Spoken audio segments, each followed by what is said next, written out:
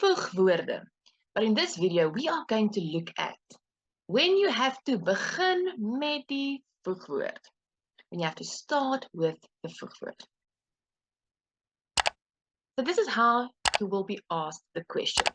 If you are doing GDE, this is from a GDE exam, they will say, verbind die sinne met die voegwoord tussen hakies. En dan begin met die voegwoord. So there they tell you to start with a voegwoord. Then you'll have the two sentences.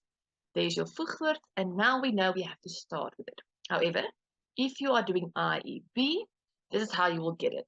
The sentence, and then at the bottom here, it will say aangesien.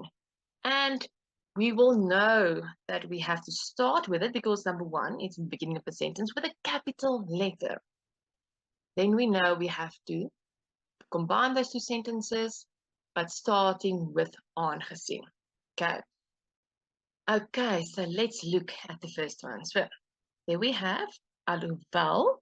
So again, we know we have to start with alhoewel because it's in the beginning of the sentence capitalized.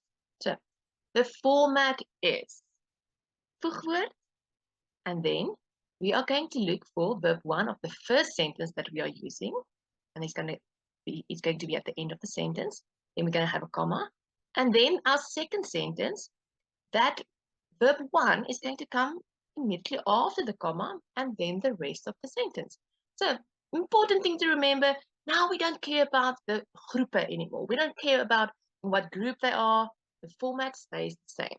Okay, so let's look at the sentences to see which one is sentence 1 and 2. So the voegwoord is alhoewel, although. So die student geniet meester se les, he's enjoying the lesson. Sy eksperimente maak hom bang. His experiments makes him scared or scaring him. So what is first? Although the student is enjoying the lesson, he is scared. So this will be our sentence 1. So we need to check what is verb 1 in that sentence, and that verb 1 is going to go here. And then what is verb 1 in that sentence, and it's going to just be after the comma. Okay, so in this case, so this is our format. However, in this case, it will be alhoewel, and then verb 1, followed by verb 1 and the rest of the sentence. So let's check. Die student geniet meester se les. That is our verb 1 there, geniet. And what is the verb 1 here? Maak. So very easy. We can have alhoewel, and then you're going to fill in the sentence. However, that verb 1 is going to go to the end, verb 1 at the end, and then we're just going to fill it in again. So let's look at the answer. Alhoewel, die student meester se les geniet. There it is. Verb 1 goes to verb 1. Maak, because that is the verb 1, and it goes after that, after the comma. Maak sy eksperimente hom bang. Okay, so very easy. We just need to remember the format, and the format is very easy. Voegwoord, at the end of the sentence, verb 1, comma, verb 1, the rest of the sentence. Let's look at another example. So again, here we have aangesien, capitalized. We know we're going to start with it. However, die gesin vergader in die sitkamer want hulle bespreek belangrike sake. Do you see? It's not two separate sentences like the previous one. We already have a voegwoord over there. Want, we see it. However, because we are using a new voegwoord. Okay, we have a new voegwoord aangesien. Even though we're going to start with it, it's still a new voegwoord. What's going to happen to want? It's just going to fall away because we have a new one. Okay, so very important. Want is going to fall away. Can we remember our format? Aangesien in this case. And then the sentence, verb 1, and the rest of the sentence. So let's check. Die gesin vergader in die sitkamer. They are gathering in the living room. Hulle bespreek belangrike sake. They are discussing important matters. So aangesien. So because they are discussing important matters, they are in the living room. So this will be sentence 1, and this is number 2. So let's look for verb 1 of this one, and it is bespreek. So bespreek will go here. Let's look for verb 1 there. Vergader will go there, and then the rest of the sentence. Let's have a look. Aangesien hulle belangrike sake bespreek. There we have it. And then again, other verb 1. vergader, die gesin in die sitkamer. So very easy, nothing difficult. We just need to remember what happens. Verb 1 goes into its place. Okay, now we are going to look at nadat. Nadat. So I said something happens, something different happens when we have to start with nadat. Because think of it, in English it is after. Nadat this happened. So after this happened, and can you hear it makes it past tense? Nadat. We have to start with nadat, meaning after this happened, then this happened. It is past tense. So very important. The format stays the same. We're going to have nadat, and then the sentence, verb 1, again verb 1. However, because it is now past tense, we have to change our first sentence here to past tense.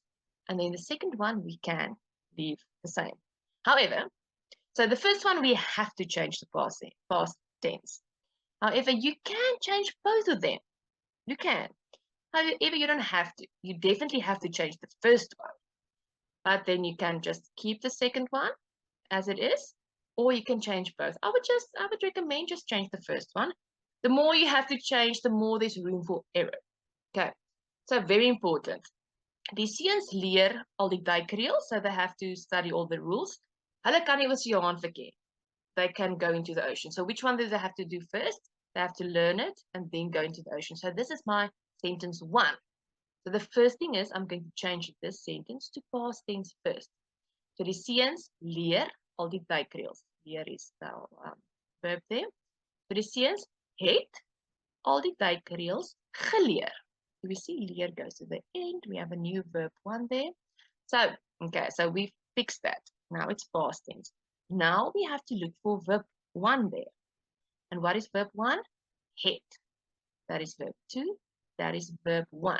So what's going to happen? That verb 1 is going to go to the end of the sentence, to the end. What is verb 1 over here? Hulle kan die oseaan verken. What is it? Kan. Okay, easy peasy. Now let's look at the answer. Nadat die seuns al die duikreëls geleer het. Because het goes to the end. There it is. Kan hulle die oseaan verken? Okay, so not too difficult. The format stays the same. We just need to make the sentence past tense. When we have to start with al, okay, al, although, basically. So this is the normal format. Voegwoord, verb 1, comma, verb 1. However, if we have to start with al, the format will be al, and then do you see immediately after al, verb 1, then the sentence, then after the comma, verb 1 of the second sentence, and then the rest of the sentence. Okay, so let's have a look. Die kos in die restaurant is duur, maar dit is baie lekker. Oh, and do you see, there we have already a voegwoord as well. So what's going to happen again? We're just going to take it away. Okay, so die kos in die restaurant is duur. Although the food is expensive, it is baie lekker. It is very tasty. So this one will be first. So let's look for our verb 1 in the sentence. Die kos in die restaurant is duur. There it is. Is verb 1. Dit is baie lekker. Is our verb 1 as well. So let's finish the sentence. Al is, because remember, verb 1. Al is die kos in die restaurant duur. Is, because verb 1 is after the comma. Is dit baie lekker. Okay, so again, not that difficult. We just need to remember when we start with al, immediately after al is verb 1. And then just like the other one, after the comma, verb 1 of the second sentence. Okay guys, I hope that this helped you. Please have a look at my other videos about voegwoorde if you are still struggling with that. Goodbye.